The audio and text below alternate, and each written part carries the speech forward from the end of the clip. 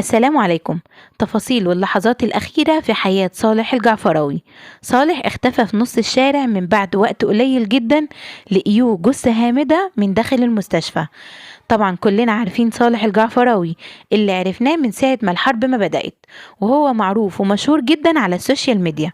في الأول طبعا كان مواطن عادي، ومن بعد ما كان بيخاف على بلده أصبح صحفي، لأنه كان دايما بيغطي أخبار كانت بتبقى قوية جدا، وكمان صوته بيوصل لكل الناس على السوشيال ميديا. وفجأة في يوم الحادثة الناس لاحظت ان صالح اختفى ومش موجود، وده كان تحديدا بالظبط في حي الصبرة. والمكان ده بيبقى معروف جدا ان هو بيكون دايما احداثه خطيرة جدا بسبب الوضع هناك في غزة. وطبعا الكل بدأ يخاف ويقلق جدا على صالح، لان هو طبعا شخصية معروفة ومشهورة جدا.